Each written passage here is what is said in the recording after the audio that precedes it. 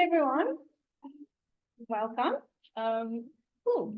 So welcome everyone to our International Day of Light public lecture. I hope most of you who would have been at the lab tours enjoyed them. This is our sort of culmination of the event. So thanks for coming. I'm not going to be very long. All I want to say is we're going to have the lecture. And I'm going to ask you to keep all your questions till the end. We'll have about 15 minutes where you can ask questions. And then you can all go and have some snacks at the back. So there are attendance lists going around. So please do sign those.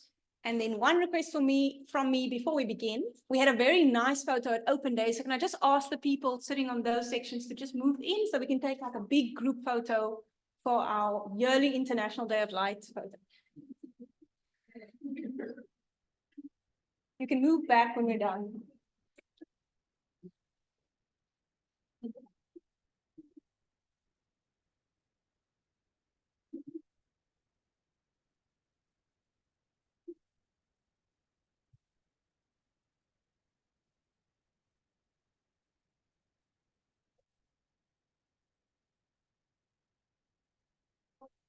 And a thumbs up. Awesome. Thank you so much. Okay. So thank you everyone for coming. Sian is going to introduce our speaker for this evening. So Dr. Sian.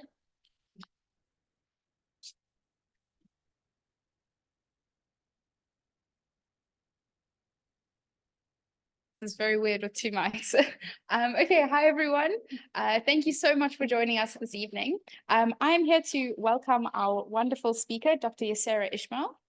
So she recently joined our department only this year, joining as a senior lecturer. So I'm sure many of you recognize her from the first year lectures. So just a little bit on her academic background.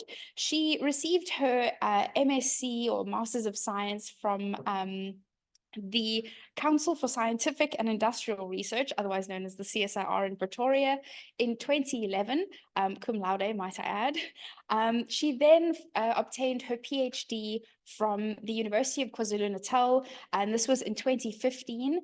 Her PhD was in the topic of experimental quantum optics, and this was obtained from the Quantum Research Group at KZN. So her research interests really do lie in quantum.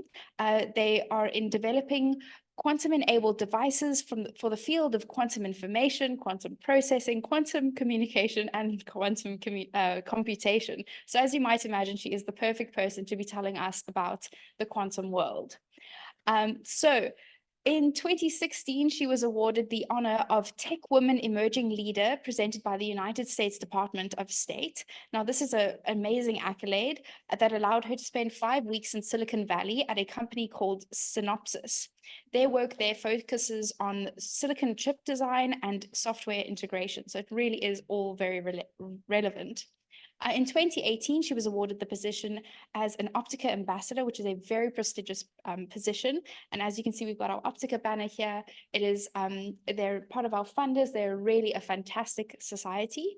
Then lastly, currently, Dr. Ismail is on the editorial board member of the Scientific Reports Journal and is a fellow for the DHET Future Professor Program. She also holds a position as the Optica Vice President on the International Commission of Optics, or ICO. And on top of all of this, she is busy setting up her research lab down in the building and also teaching the first year physics course. So please join me in welcoming our speaker for the evening, Dr. Ismail.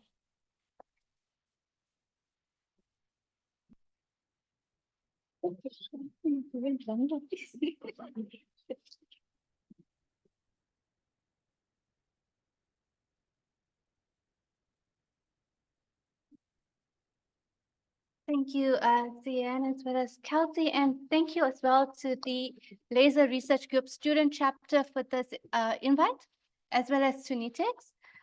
So it is quite befitting that I get to stand here before you and give this talk on International Day of Light, because 9 years ago, it was the inaugural of the International Year of Light, which was 2015, and the photo in front of you was taken at the inaugural event. So this was the UNESCO headquarters in Paris. This was a closed event. It was the inaugural session. There was over 85 countries in attendance and 1,500 delegates. But this was a closed event, and so you could only attend by invitation only. And so I was lucky. Sorry about this. Okay, so I was lucky because myself and Dr. Gertlen Bosman, which you probably recognized in the photo, was one of the two people from Stellenbosch. Well, I was at UKZN at the time. He was here at Stellenbosch. That was invited to attend this inaugural event at the UNESCO headquarters in Paris, along with Professor Andrew Forbes, who's now at Wits University, and Dr. Ndumiso Singo. And he was running the National Laser Center at the CSIR at the time. And you can see we had quite esteemed and honorable attendees. Minister Nalendi Pandu at the time was the Minister of Science and Technology and her delegation as well. And so this made up the South African team that was attending the inaugural of the International Year of Light in 2015. And so the whole aim of the International Year of Light was UNESCO saw there's a reason to basically promote light and light-based technologies. And they want to look at it not just for the development of research, but for the interest of helping humanity. And so since then, on the 16th of May, we all celebrate International Day of Light. And we basically shine on light and light-based technologies in order to promote the significance of light in our lives and how light can help humanity as well. Move up. Okay, sorry about that. I'm not sure if I can see your. Pointer. Maybe just those, we left there before, yeah. Okay. A little bit easier for you. Okay, perfect. So as you can see, it was hosted at the UNESCO headquarters. There was about 100 major international societies, and you probably do recognize a few of them. You can see the African Laser Center that sponsors us a lot of events in South Africa. They were also a sponsorship of the International Year of Light. And I'm sure you can see OSA here. That was the previous name for Optica. Previously, Optica was known as the Optical Society of America. However, then they decided they actually impact the whole world, and so they had to change their name to Optica. You're probably also seeing IOP there. So if you look at this, and this is just a few of the partners of the International Year of Light, you can recognize a few of these institutes that we also engage with throughout our academic career. Again, so befitting as it is, this was the video that was released during the year of the International Year of Light, and I thought I'll play it for you. It's a bit of a long video, about 4 minutes, but let's hope that it plays well. So I should put this in. Okay, I'm going to hope it plays without the sound. Sorry about that.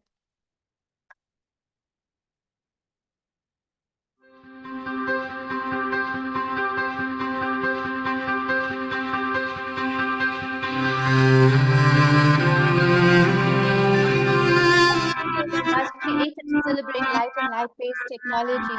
And you'll see and be able to recognize some of the technology used on your everyday lives, as well as advanced research.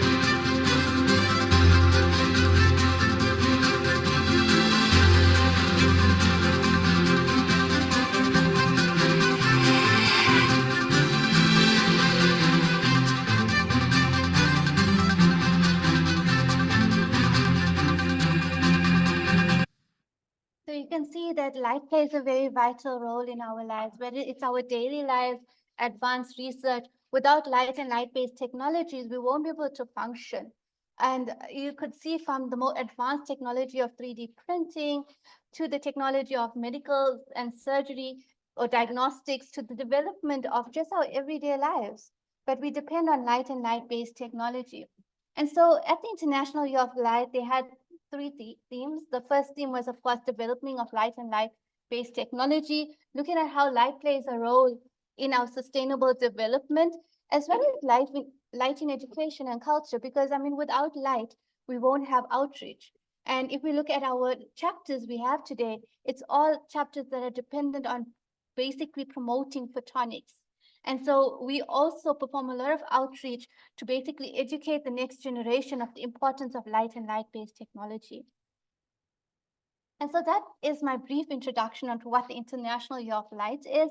And I hope that from that you can deduce why we celebrate this day, the 16th of May, as International Day of Light. More so the reason why 16th of May is so important, it's the day that the laser was discovered. And so it is then the day which is then declared International Day of Light. And so today's talk that I'm going to focus on is shaping the future of innovation in the realms of quantum and the quantum world. And I'm going to look at the development of technology within the second quantum revolution.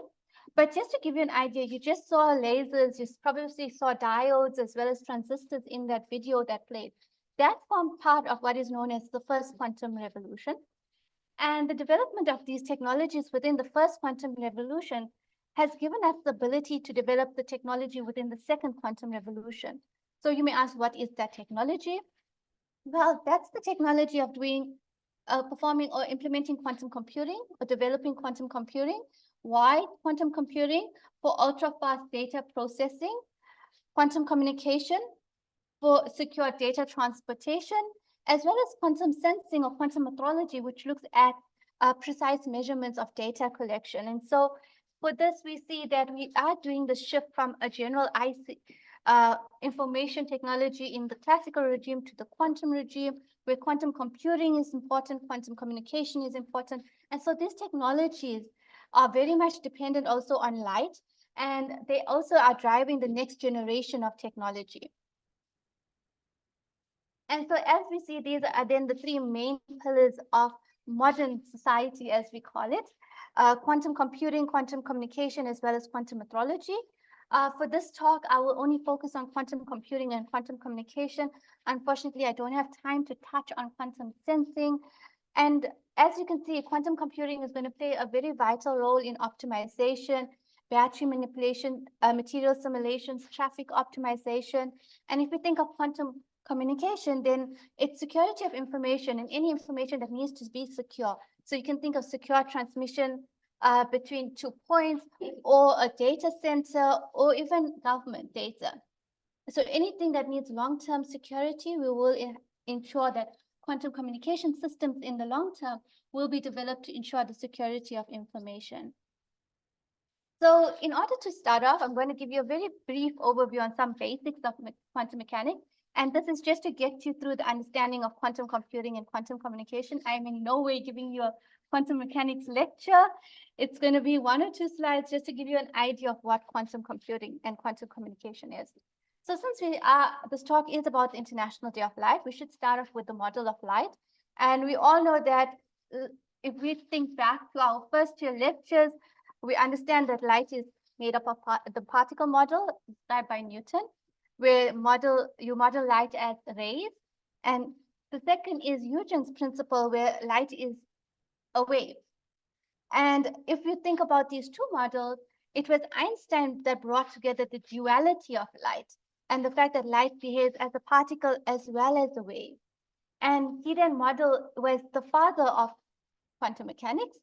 And what he then deduced through his photoelectric effect is that photons or light behaves or are described as photons or quanta, and he won the Nobel Prize for this in 1905.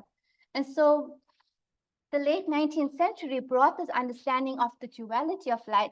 And you see this from these two very famous, or this famous double slit experiment that most people talk about, the fact that if you have plane waves that pass through a double slit, you would expect that interference occurs. And so on an optical screen, you would see dark and light fringes, and this is due to constructive and destructive interference. If you had to then take away the monochromatic light and embed particles to pass through this double slit, you see the same nature of constructive and destructive interference occurring. And this puzzled people, because if you've got particles, why are they behaving like waves? And so this brought about the duality of light. So if we look at the fathers of quantum mechanics, we can't not talk about Albert Einstein, but we also have Heisenberg, Schrödinger, as well as Max Planck. I won't go into details about it, but I will touch on the photoelectric effect, because the photoelectric effect basically gave us our understanding that light is made up of photons, described as quanta. And so Einstein made this radical postulate that if you shine a beam of light onto a metal surface, and this metal surface, when you emit this light beam onto this metal surface, you have electrons that are emitted, which are called photoelectrons. And he then said that in order for this light beam to emit these photoelectrons, they must carry some form of energy. And that energy is equal to Planck's constant times frequency. And so in order to understand this, we look at what happens in the photoelectric effect. Imagine you have an incident beam that has low energy that impinges onto this metal surface. Nothing happens. There's no electrons. You replace this by a beam that has higher energy, and an electron is ejected, and that's then is the photoelectron. So what it was deduced is that the electron ejection of these photoelectrons do not depend on the intensity of the light beam, but the energy that the light field contains. And we see that this energy is equals to Planck's constant times frequency. So the higher the frequency, the greater the energy. And so if you want to emit these electrons, you need to increase the frequency, and by doing so, the energy of your incoming field. And so Einstein then postulated that this beam of light consists of small packages of energy called photons or quanta. And that then brought us our understanding, or the preliminary understanding of quantum mechanics. So as I said, I'm not going to go into the details of it. I am just giving you the very basics so you can understand the two applications that I would like to touch on. The second thing that I would like to mention is entanglement. So if you have a quantum state in a system that is linked to two or more states, then if you have two systems, even if you increase the distance between the two systems, they will continue to stay linked. And Einstein mentioned this as spooky action at a distance. So if you have this spin half system, so you have one spin going down and one spin up, then if you increase the distance between the system, regardless of the distance between them, they still stay entangled. And this is the spooky action at a distance. To understand this, we look at the superposition, and by looking at superposition principle, we can define what is known as a quantum bit or a qubit. So the superposition principle states that if a system can be in one or two states, then they are a linear combination of each other, or a superposition of each other. So if you have the system that is spin down and a system that's spin up, and if you have a linear combination of these two systems, that means the system can be in spin up and spin down with some complex coefficient. And only once you perform a measurement will it collapse to some state with some probability based on alpha or beta. So if it measures spin up, it will have some probability alpha, or spin down with some probability beta. And so this gives us the understanding also of a qubit. So what is a qubit? A qubit is a quantum bit, and it's an analogy of to what you would think of a classical bit. So if you think of a classical bit, you can only take two states, either 0 or 1. So you can think of it as a switch. You can switch on. If it's in the on position, it takes a state 0. If it's off, it takes a 1. So it can only be in these two positions, on or off, so 0 or 1. But a quantum bit can be in a superposition of 0 or 1 at the same time, so simultaneously. And so again, we have the superposition principle of a qubit being in a state of 0, 1 simultaneously, and only when a measurement is performed does the state collapse to a particular state, either 0 or 1.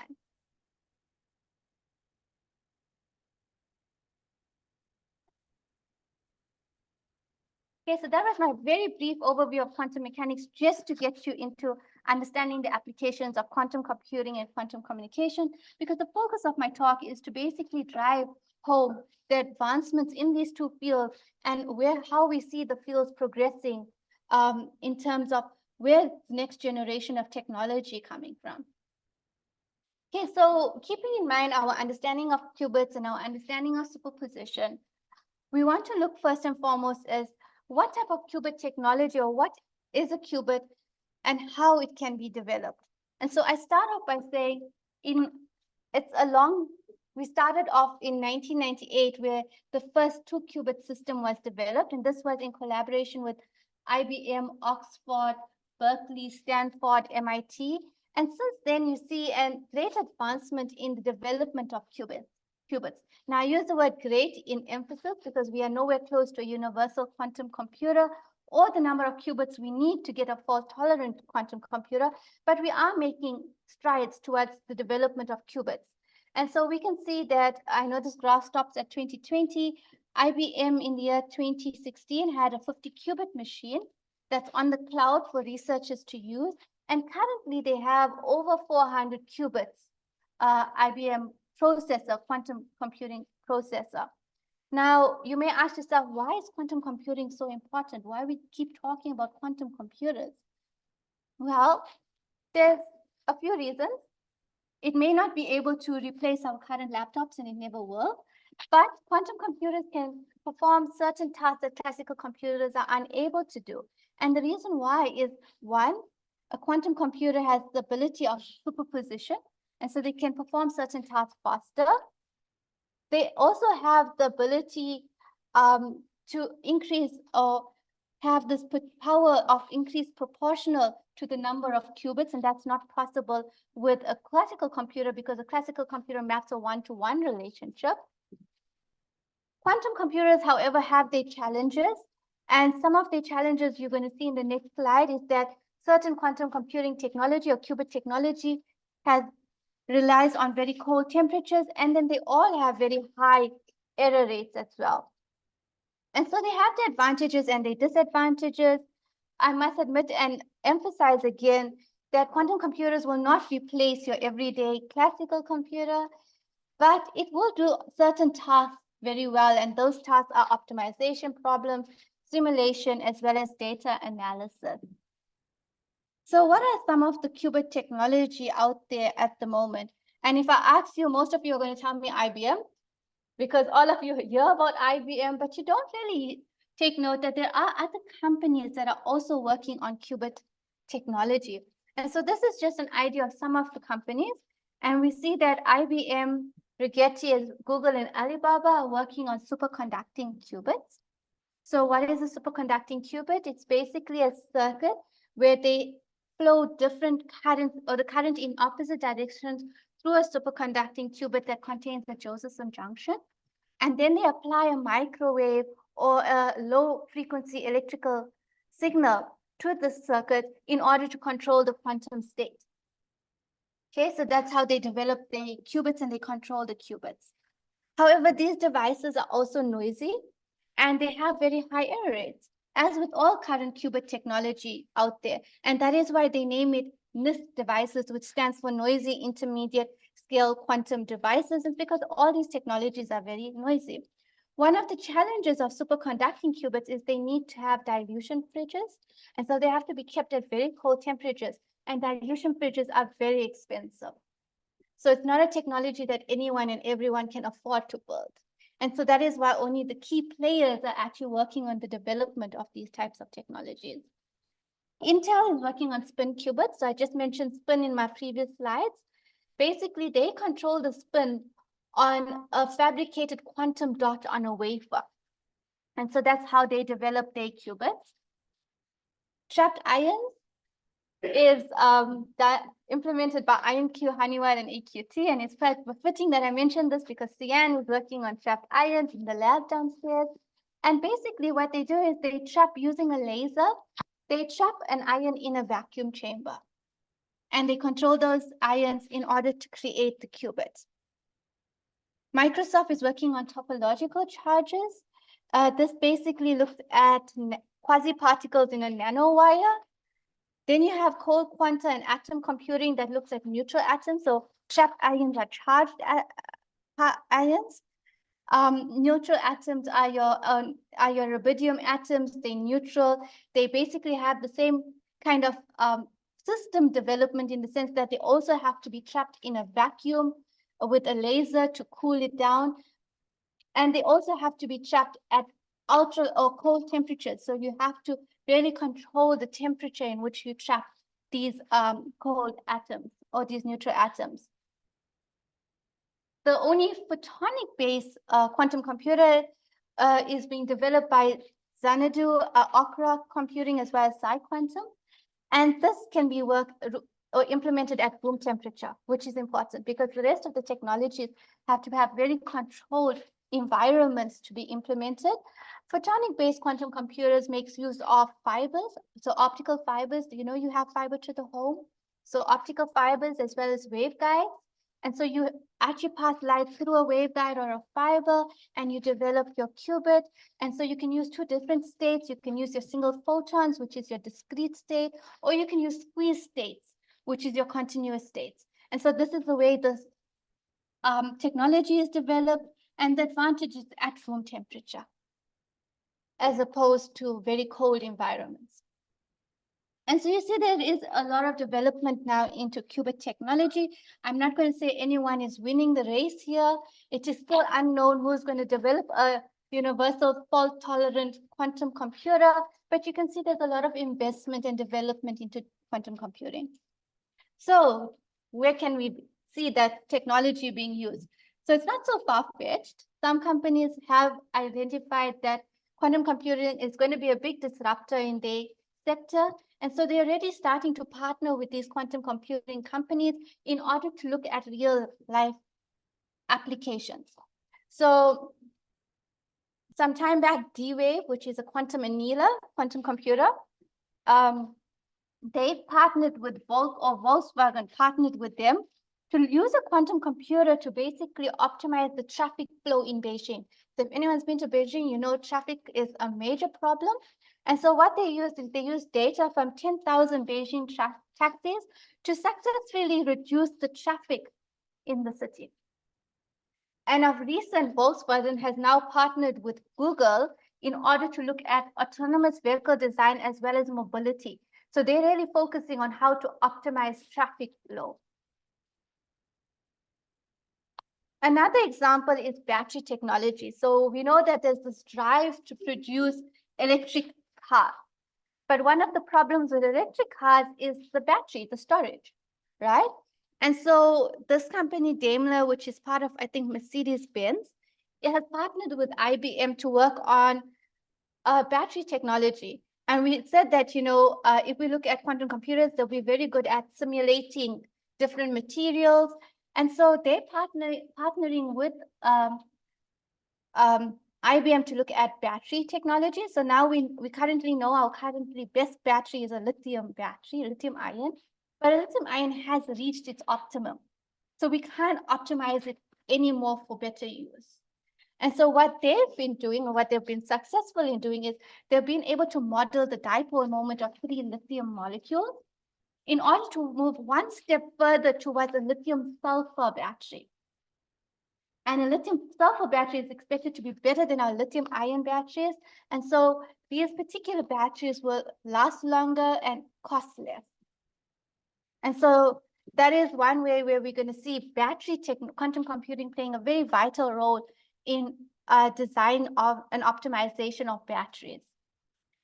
The last application I'd like to bring to your attention, of course, the pharmaceutical industry is a big industry. And so a company in Massachusetts, it's a biotechnology company, has partnered with 1QBit, which is a quantum startup. And they're looking at molecular comparison of drug design. And there's a lot of companies now that have been doing that. I know one of Francesco's students was doing it at their BSc with him, and then he opened his own quantum startup looking at drug design. And I think, if I'm not mistaken, Francesco, you can convince me or not, but I think he's raised a couple $1 million just for this company, and he uses quantum computing to look at drug design. So a very big industry as well. Okay, so if we look at quantum computing, it's going to play a very big role eventually in the manufacturing. And use the word eventually because we all know that there is this push to develop a universal quantum computer. And it's only when we do have a universal quantum computer, we'll really be able to harness the opportunities that this quantum computer can implement. For example, it can then even look at Shor's algorithm, which cannot be implemented with current computers that are available today. But it really is going to be a disruptor in various sectors, be it the energy sector, the finance sector, the manufacturing sector. Okay, that leaves me with a few minutes to look at quantum communication, which is the area which I work in. And this is looking at how to ensure the security of information. And so if we look at classical encryption techniques, it's based on a mathematical algorithm. So you have some message, which is known as your plain text. You have to have some encrypted key or algorithm to basically encrypt this plain text. So you create what is known as a ciphertext, which is unreadable. And only when you have a key to decrypt the ciphertext can you acquire the plain text as again. But encryption techniques, classical encryption techniques are based on mathematical algorithms. However, if there's a powerful computing resource, these algorithms can be broken. And so you see a number of these mathematical algorithms were created and broken.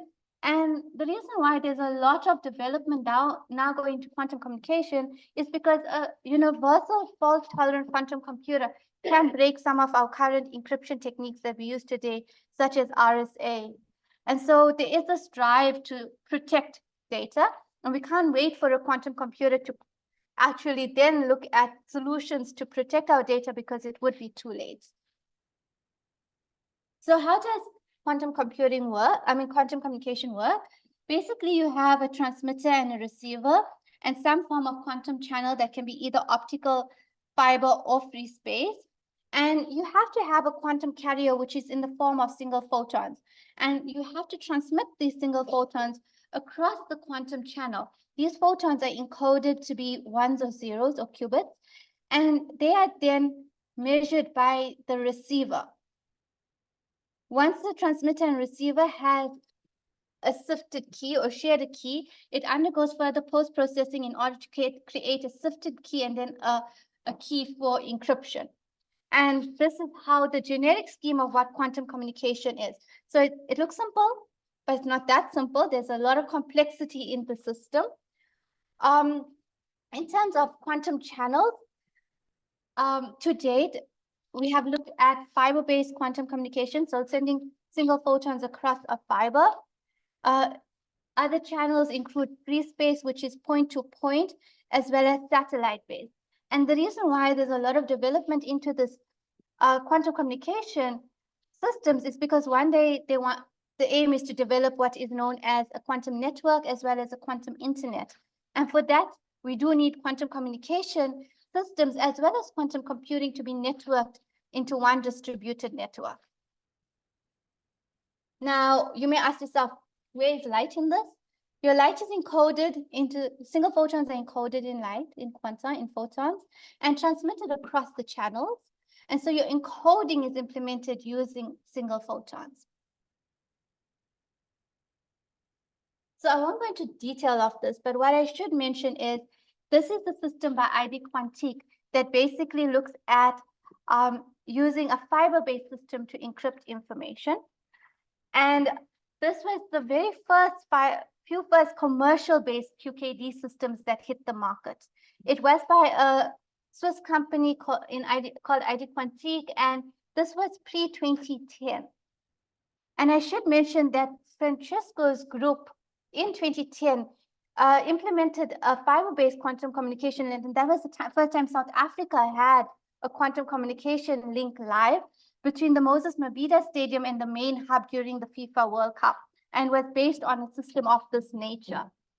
So without going too much into the details of how it works, what happens is you have on Alice's side the encoder, and on Bob's side the laser, which is your receiver. This laser beam is transmitted to Alice, who does the encoding, sends it back to Bob where the measurements take place, and through this process they create a key. That key then undergoes further post-processing in order to get a secure key for encryption, without giving you too much details on how the system works.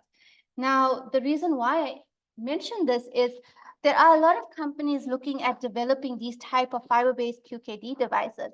So here's a company in South Korea. It's called SK Telecom.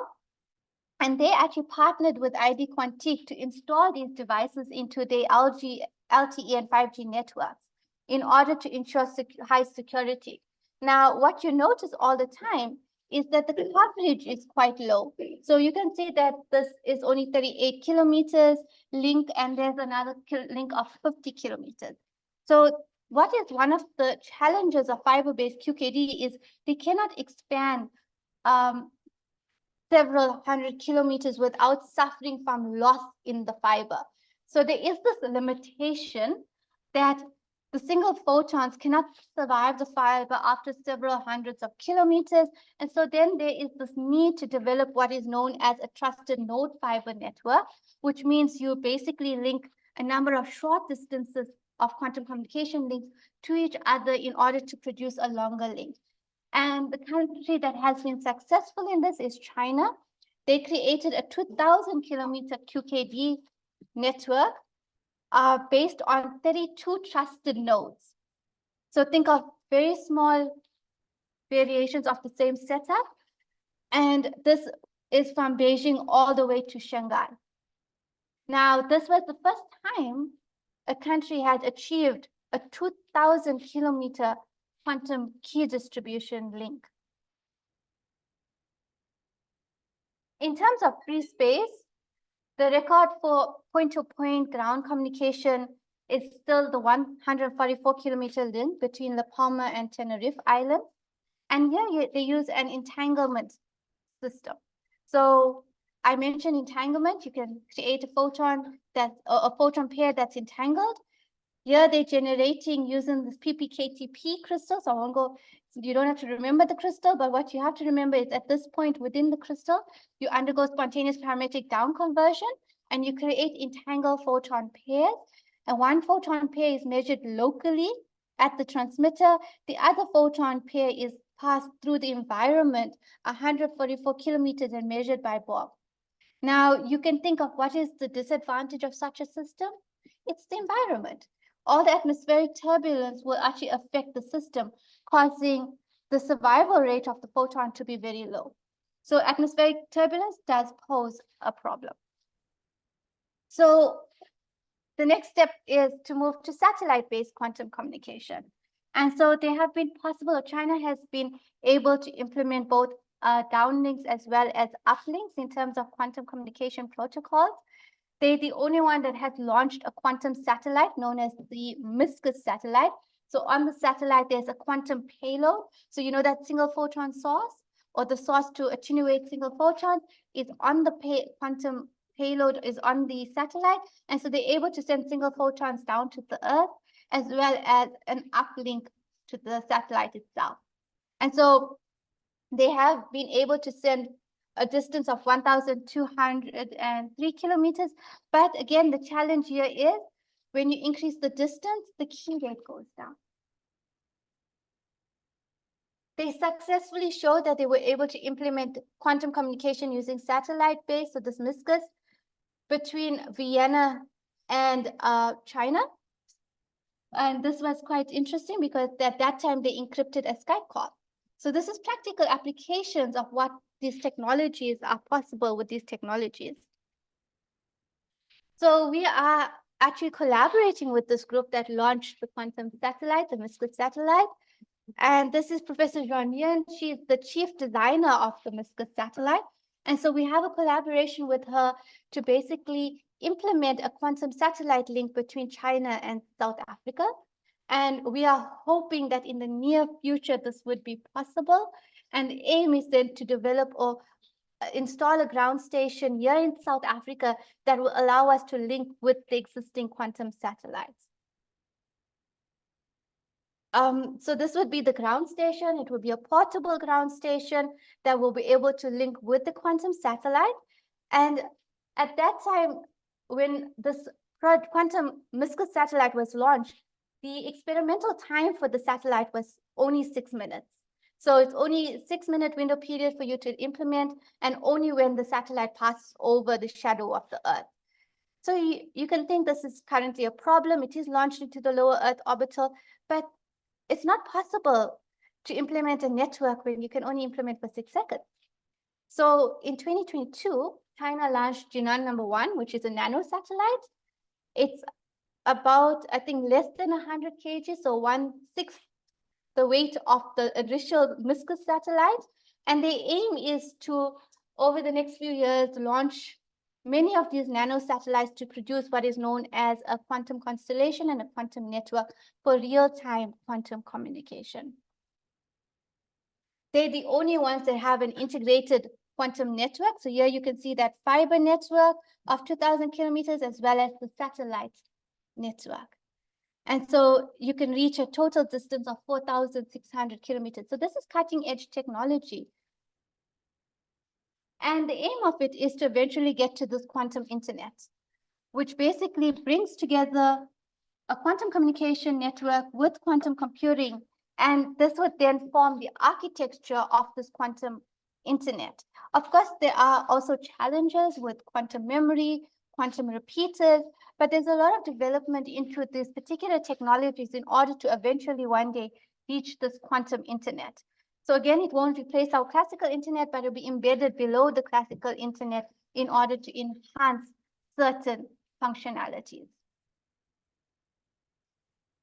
With saying that, I think I should end on this particular application. And this is a Samsung Galaxy Quantum 4 that has a quantum random number generator in it. So if you thought you're not really using a phone with any quantum technology, if you have a Samsung Galaxy 4, it has a quantum random number generator chip from ID Quantique.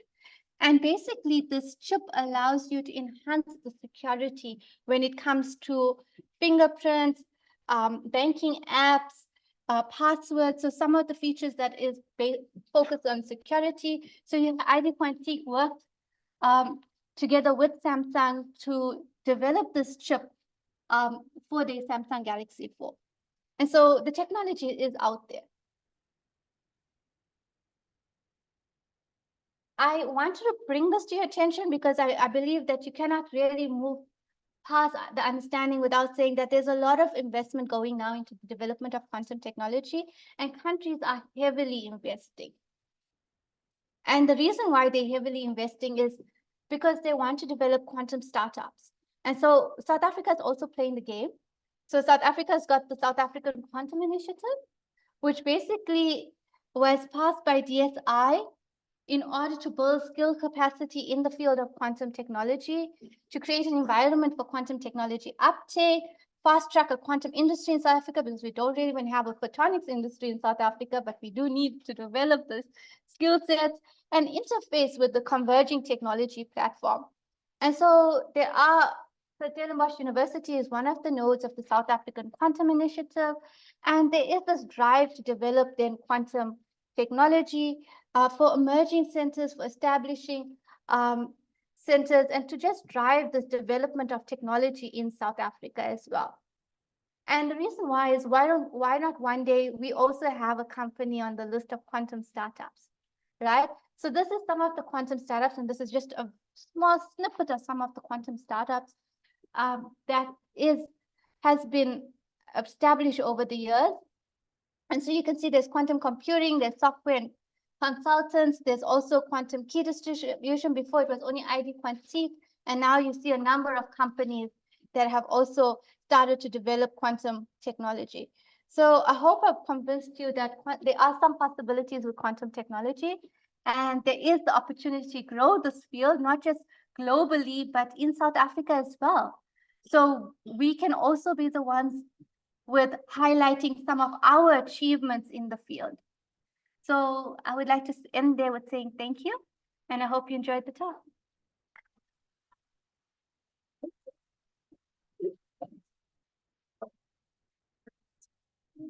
Any questions for the speaker? I have a question. So I was thinking, you said that we have this SAQTI initiative, and you specifically do quantum communications, right? So where is South Africa? How does the sort of South African landscape look in terms of quantum communications? You know, what's going on in the country? Okay, so if we look at the universities that are involved, it's Stellenbosch University, University of KwaZulu-Natal, and Wits University. And all three of those universities are working on quantum communication. We have flagship projects within the quantum initiative to develop fiber-based QKD systems, to work on satellite-based QKD systems, as well as free space QKD systems. And so all the three universities are working on different aspects in quantum communication. On the Stellenbosch side, we're trying to push now satellite. That there's also a push for fiber from UKZN and free space from Wits University.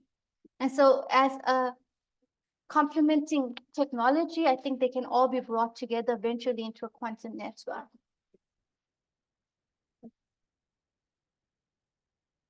Yes, Eugene. I have a question about the quantum computing systems that we showed. You have the superconducting, the sterling ions, and so on. And all of those systems need to be readable, but with photonics, we can do that room temperature. Right. So do you think that that makes photonics or photonic quantum computing very promising for more everyday integration into our lives, because we can't walk around with these massive refrigerators? So yeah, okay, so the question from Eugene was, do you think photonic-based quantum computers will be more promising than other computing qubit technology because of the fact that the other technologies would require very sensitive environments? So we need to remember that we will not be able to purchase a quantum computer. We will have to depend on using a quantum computer on the cloud. And so already you could access some of these quantum computers via the cloud, but there will be no need for us to purchase them. In terms of which is promising, it's too early to tell. They all come with their own challenges. So, you know, photonic-based quantum computers have the ability to be implemented in room temperature, but they can become very complex quite fast. Imagine trying to build all these beam splitters on your table, and you got a whole lot of beam splitters or waveguide technology. And so it can be, the complexity of the system can increase quite exponentially. In terms of who's going to win the race, no one knows. We will eventually see how the field progresses, but a good question. Question over there? No? So I wanted to ask about the patent network in China. So is that just purely used for research at the moment, or is it open to the public? Yeah, good question. So it is open to the various sectors. So I know like the banking sector is using it, the energy sector is using it.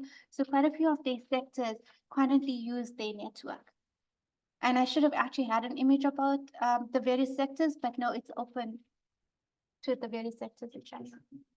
Also, the question was the QKD link in China, the 2000 kilometer fiber-based link, does it only be available to researchers and for research, or is that used by the public sector? And yes, it is. Yes. Are there any like frameworks or consortiums in place that are considering how you could limit the environmental and the astronomical impact of these quantum constellations that you want to put up? That's a very good question. So, you know, because most of the technology, also the question was, is there any legislation, right, to limit, I guess, the effects, the environmental effects of these technologies, especially if you're going to keep on launching nano satellites into space? So that's a very good question. And there's not, because it's still at its foundation, there's not a lot of legislation yet. I think SK Telkom was the first to get the standard approved for quantum communication recently. But that has been so recent, so there's not much legislation yet. I think a lot of the focus right now is on the research and development.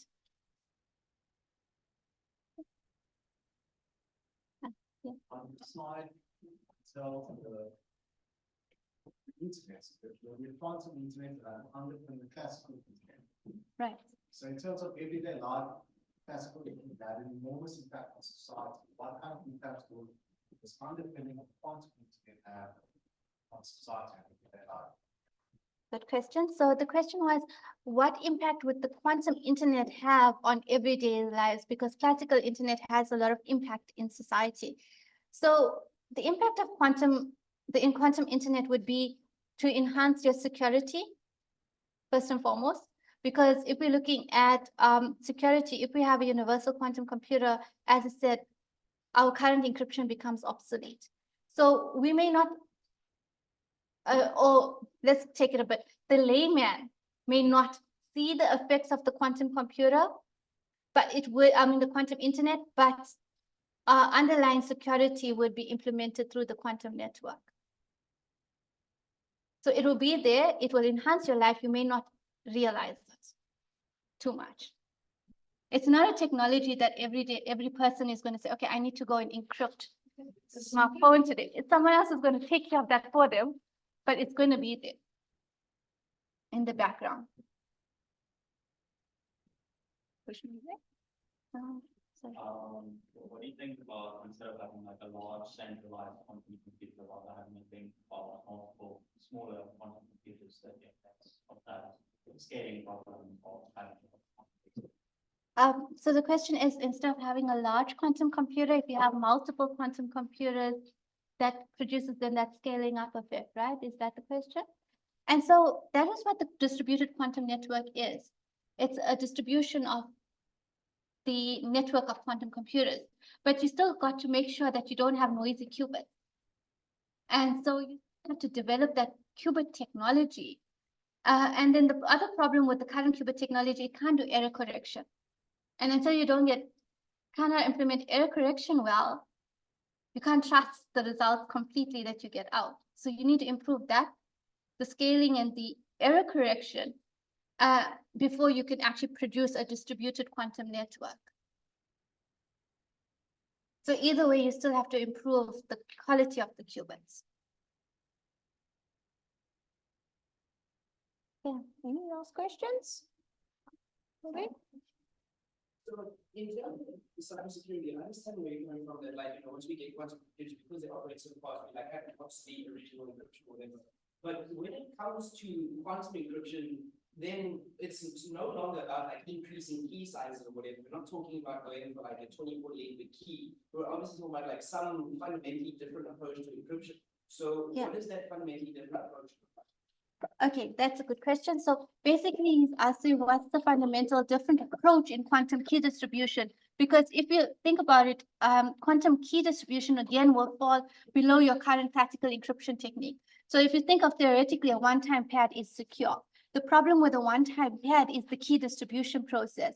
Once you distribute a key, you can't reuse it. So this is where quantum key distribution solves that problem. It's a method of distributing that key. It will then be used with a one-time pad to ensure security.